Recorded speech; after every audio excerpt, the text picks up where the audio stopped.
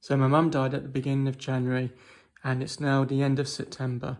And I just got a document called the Grant of Probate. I got that issued to me a couple of days ago.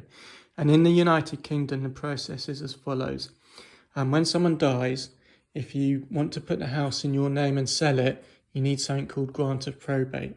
And that's a legal document. It's issued by the tax office.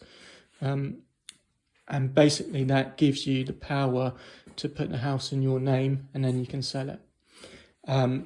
So there's two ways of going about valuing someone's estate when it comes to a house. You can get an estate agent to do it, and that's fine if it's a normal traditional property in a suburban street where there's lots of other houses, because they're really easy to value and it's never going to be a problem. But if you've got an old house that's in the countryside and it's unique, and this property is unique, this property, a river used to run along here and it used to grind up the corn and they used to bake bread in there. And that's, whilst this isn't the original structure, this mill has been here since 1066 because it's in something called a Domesday Book. So it's a really old and unique property.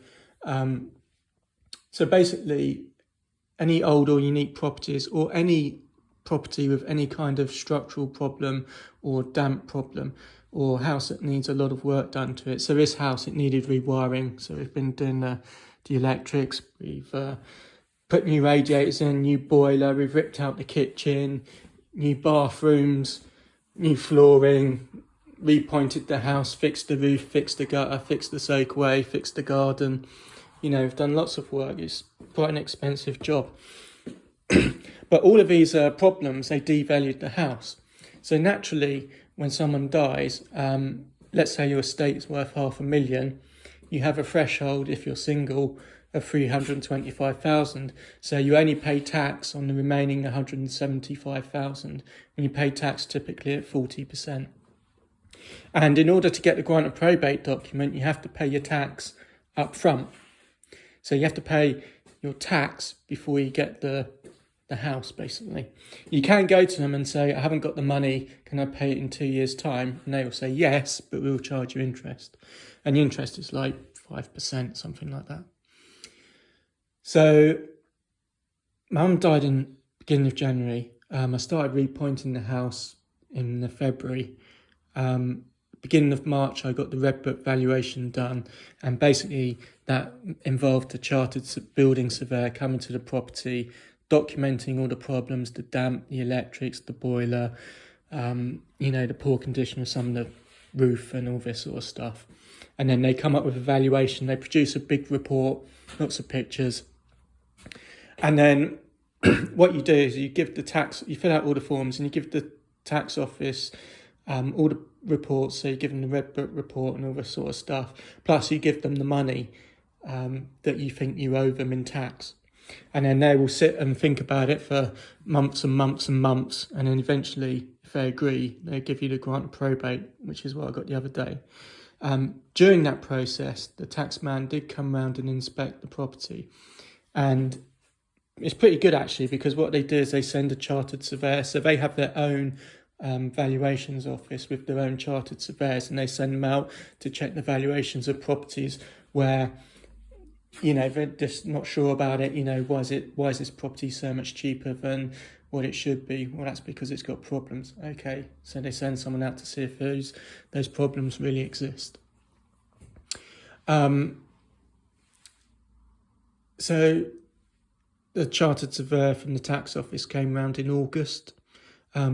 We started really renovating after the Red Book, so ripping off all the plaster and replacing it with it was previously gypsum plaster, so it's now lime plaster. And ripped out the kitchen, ripped out the boiler, doing the roof, repointing the house. We're almost finished. We're getting there, but so he came and saw it when it was a building site, basically. So just imagine if it turned up when it was finished, when all the problems have sort of evaporated. He could have said, oh, well, the property is worth more than what you said. So this is why it's really important, if you're going to do work on a house before you get grant of probate, and it's going to be a house that has issues, so it needs a red book valuation rather than an estate agent, what you got to do is keep pictures of everything, document everything, keep receipts for all the work that's done. Really make sure you got a paper trail just in case they ask questions.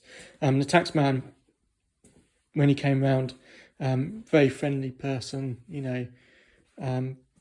really pleasant, polite person, and he agreed with the valuation, so it was okay.